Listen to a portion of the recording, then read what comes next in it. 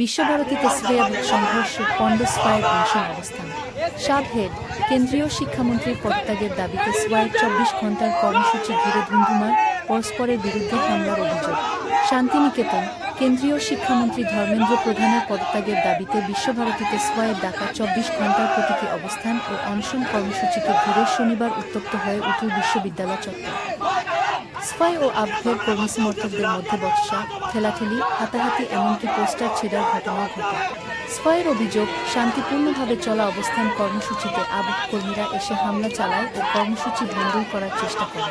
যদিও আবহর পাল্টা দাবি, তারা গণতান্ত্রিকভাবে পাল্টা প্রতিবাদ জানাতে গেলে স্পাইয়ের একাংশই প্রথমে তাদের কর্মীদের উপর চড়াও হয় এবং মারধর করে। তারপরই দুই পক্ষের মধ্যে সংঘর্ষ বাধে।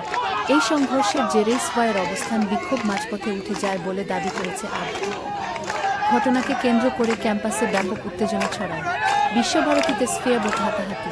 ধর্মেন্দ্র প্রধানের পদত্যাগের দাবিতে স্পাইয়ের ২৪ ঘণ্টার অনশন অবস্থান চলাকালীন পাল্টা বিক্ষোভ দেখায় আবহ।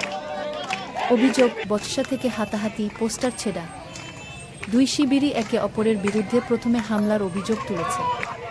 উত্তেজনার জেরে ভেস্তে গেল স্পাইয়ের কর্মসূচি। আমরা সকালে খবর পাই যে বিশ্বভারতী ক্যাম্পাসে দিল্লিতে যে যন্তর মন্তরে যে ধর্ণামঞ্চ চলছে তার সমর্থনে বামপন্থী নকশাল এবং বামপন্থী দেশদ্রোহীরা এখানে কিছু একটা করার চেষ্টা করছে। সকালবেলায় খেয়ে এসে বলছে অনশন করছে, আমরণ অনশন করছে।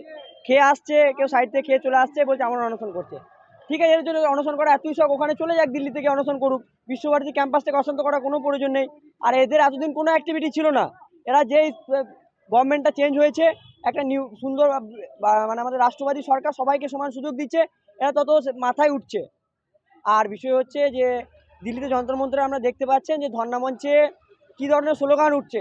সেখানে বাস নাম রহেগা আল্লাহ কা, এই ধরনের স্লোগান, হিন্দু ধর্মের ভাবাবেগে ডাইরেক্টলি আঘাত করে স্লোগান উঠছে। সেখানে কাশ্মীরকে বিভক্ত করার স্লোগান, এখানেও সেই সমস্ত স্লোগান, আজাদির স্লোগান লেখা রয়েছে, ভারতকে বিভক্ত করার স্লোগান লেখা রয়েছে।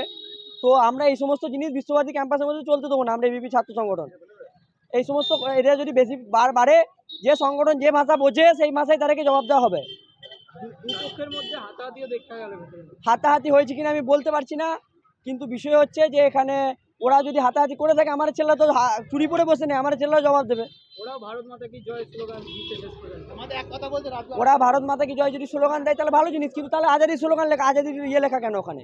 আজাদির পোস্ট এখানে পিসফুলি মার্চ করছিলাম, আমরা এখানে পিসফুলি স্ট্রাইক করছিলাম। এখন অনেকটা কিছু থ্রু গেছে, এক্ষুনি লাস্ট আধ ঘন্টা ধরে। আমরা আপনাদের কাছে ডেফিনেটলি ফিরত আসবো with all of your queries and questions.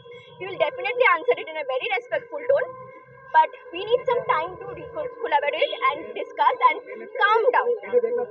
We have been literally এখন definitely it's calmer, but আমরা অনেকের আমাদের মধ্যে ব্যথা লেগেছে, অনেকের অনেক কিছু হয়েছে, সেটা আমরা একটু করে নিই, আমরা রিগ্রুপ করে নিই, দিয়ে আমরা ডেফিনেটলি আপনাদের সব কোয়েশ্চেন আনসার দেবো। বাট আফটার সাম টাইম আমাদের অনেস্ট রিকোয়েস্ট, প্লিজ আপনাদের সেটা একটু আমাদের টাইম দিন। আমরা ডেফিনেটলি